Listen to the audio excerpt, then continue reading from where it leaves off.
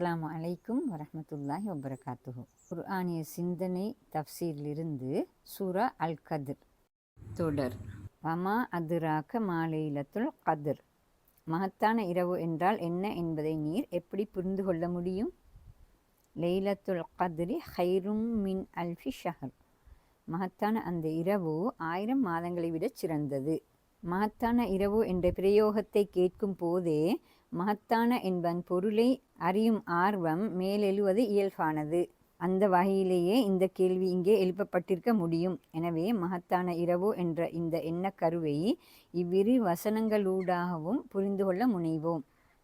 அல் குர்ஆனிய பிரயோகமாகிய மா அதுராக்க மா என்பதையே நீர் எப்படி புரிந்து கொள்ள முடியும் என மொழிபெயர்த்துள்ளோம். இப்பிரயோகம் விடயத்தின் கனதியான தன்மையை விளக்கவும் மனித அறிவால் எட்டுவதற்கு மிகச் சிரமமான உண்மை என்பதை காட்டவும் பாவிக்கப்படுகிறது.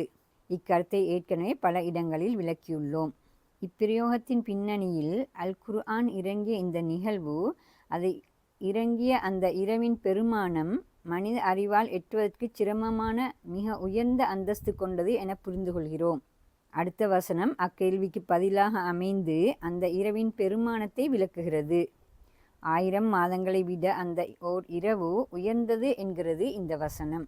ஏற்கனவே விளக்கியவாறு கதிர் என்ற சொல்லுக்கு மகத்தான என பொருள் கொண்டாலும் அல்லது விதி நிர்ணயம் என கருத்து கொண்டாலும் இரண்டுமே இங்கு பொருத்தமாகவே அமைகின்றன.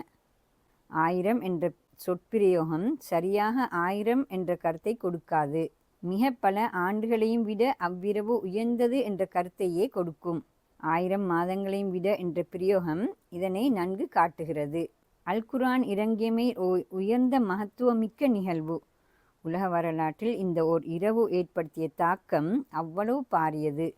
குறைஷிகள் அரபு மக்களின் வாழ்வை மட்டுமல்ல, எத்தனையோ சமூகங்களின் வாழ்வை இந்த நிகழ்வு நிர்ணயித்தது என்பது மறுக்க முடியாத வரலாற்று உண்மையாகும். அல் குர்ஆன் இறங்கிய இதே நிகழ்வை சூரா துஹான் விளக்கும் போது மகத்தான இரவு என்ற கருத்தை லைலத்துன் முபாரக்கா, வளமிக்க இரவு என இன்னொரு வகையில் விவரிக்கிறது. பூமியின் மீது அந்த இரவு மிக பெரும் அருளையும் வளத்தையும் சொரிந்தமையே மகத்தான இரவு என்பதன் பொருளாகும். அந்த இரவு ரமலான் மாதத்திற்குரியதுதான் என்பதை அல் குர்ஆன் இறங்கிய ரமலான் மாதம் என்ற வசனத்தால் அல் குர்ஆன் குறிப்பதையும் இங்கு நாம் கவனத்திற்கொள்ள வேண்டும். சுருங்கச் சொன்னால், வரலாற்றில் நிகர்காண முடியாத சமூகங்களின் ஓட்டமும் விதியும் நிர்ணயிக்கப்பட்ட மகத்தான மிக பெரும் வளம் சொரிந்த ஓர் இரவில் அல் குர்ஆன் இறங்கியது என்றுதான் இவ்விரு வசனங்களும் கூறுகின்றன. அல் குர்ஆன் இறங்கியமைதான் அவ்விரவிற்கு இவ்வளவு பெருமையும் மகத்துவமும் சேர காரணம் என்பதையும் இதனூடே நாம் புரிந்து கொள்கிறோம். அந்த நிகழ்ச்சியை மேலும் விவரிக்கும் வகையில் அடுத்த வசனம் பேசுகிறது.